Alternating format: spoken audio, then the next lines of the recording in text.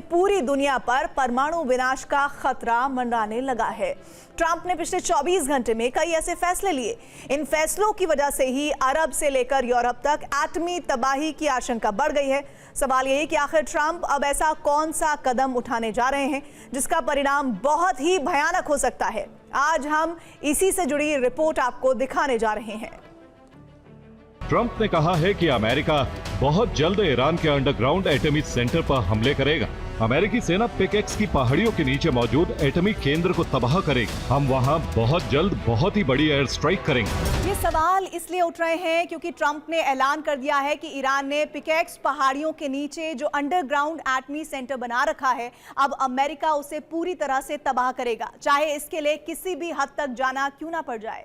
इस रिपोर्ट के मुताबिक पिकेक्स पहाड़ के 328 फीट नीचे ईरान का अंडरग्राउंड एटमी सेंटर, यहीं पर ईरान ने अपने संवर्धित यूरेनियम को छिपा रखा है। अब रिपोर्ट ये है कि ईरान ने इस अंडरग्राउंड सेंटर में यूरेनियम संवर्धन करने के लिए हजारों सेंट्रीफ्यूज पहुंचा दिए हैं। इसी सेंटर में अब एटम बम बनाने की कवायद की जा रही है। बताया जाता है कि नेतन्याहू ने ईरान के इस एटमी मिशन की जानकारी ट्रंप को दी। नेतन्याहू ने ट्रंप को बताया कि पिकेक्स पहाड़ियों के नीचे ईरान परमाणु बम बनाने की कोशिश में जुटा है और इसी जानकारी के बाद ट्रंप ने अब ईरान के अंडरग्राउंड एटमी ठिकाने को ध्वस्त करने का ऐलान कर दिया है।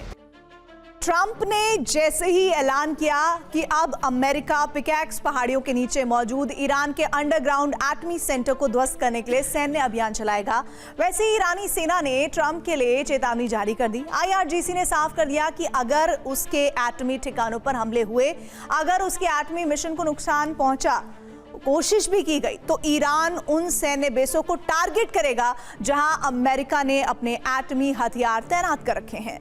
ईरान की सेना ने अरब में अमेरिका के जितने भी सैन्य बेस हैं उनमें से ज्यादातर को दहला दिया है। ईरान ने लगातार जबरदस्त हमले कर अरब में तैनात अमेरिकी एयर डिफेंस सिस्टम को इतना कमजोर कर दिया है कि वो ईरान के हमलों को रोक नहीं पा रहे हैं। फ्रैंक मैकेंजी ने कहा है कि अमेरिका को अपने उन परमाणु बेसों को शिफ्ट कर देना चाहिए जो ईरानी मिसाइल की रेंज में है। अमेरिका को अपने परमाणु ठिकानों को ईरान के पहुंच से दूर करने की जरूरत है। सवाल यही है कि ईरान अमेरिका के किन एटमी सैन्य बेस पर हमला कर सकता है, अमेरिका के किन किन एटमी ठिकानों पर हमले का खतरा मंडरा रहा है। अगर अमेरिका ईरान के एटमी ठिकानों पर हमला करता है तो ईरानी सेना कैसी जवाबी कार्रवाई कर सकती है। दरअसल ईरान के टारगेट पर अमेरिका के 6 ऐसे सैन्य बेस हो सकते हैं जहां अमेरिका ने एटमी हथियार तैनात कर रखे हैं।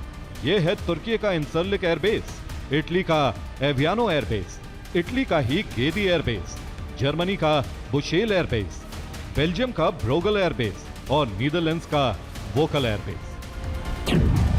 तुर्की का इंसालिक एयरबेस ईरान से करीब 800 किलोमीटर दूर है। इटली का एवियानो एयरबेस ईरान से 2700 किलोमीटर दूर है। ईरान का ही गेदी एयरबेस ईरानी बॉर्डर से 2900 किलोमीटर की दूरी पर है।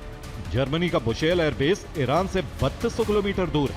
बेल्जियम का क्लाइन ब्रोगल एयरबेस ईरान से 3300 किलोमीटर दूर है।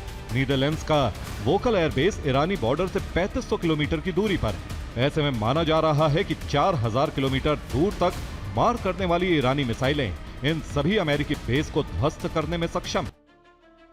अमेरिकी राष्ट्रपति डोनाल्ड ट्रंप ने सऊदी अरब के साथ उस ऐतिहासिक नागरिक परमाणु समझौते को मंजूरी दे दी है जिसके तहत रियाद को अपनी जमीन पर यूरेनियम संवर्धन की अनुमति मिल सकती है। ट्रंप के इस फैसले से सऊदी अरब कैसे परमाणु संपन्न हो सकता है और पश्चिम एशिया में एटमी हथियारों की रेस कैसे शुरू हो सकती है, अब इससे जुड़ी हुई रिपोर्ट देखिए। ट्रंप सऊदी अरब को परमाणु ऊर्जा के लिए अपनी धरती पर यूरेनियम संवर्धन की छूट दे सकते हैं। इसकी आड़ में सऊदी अरब एटमी हथियार बना सकता है। अगर ईरान वर्सेस सऊदी अरेबिया के बीच में बात करेंगे, पावर स्ट्रगल, पावर समीकरण अगर बदलते हैं तो एक न्यूक्लियर रेस भी बढ़ती है और वो न्यूक्लियर रेस ऑटोमेटिकली खाड़ी के देशों के थ्रू पूरी दुनिया के अंदर एक न्यूक्लियर वॉर की बिल्कुल प्रोबेबिलिटी को बढ़ा देती है। सो मैं तो यही कहूँगा कि US इसको एक बड़े डेंजरस गेम के तौर पर खेल रहा है। दुनिया के लिए कोई बहुत अच्छी बात नहीं होगी कि Saudi Arabia becomes a nuclear state.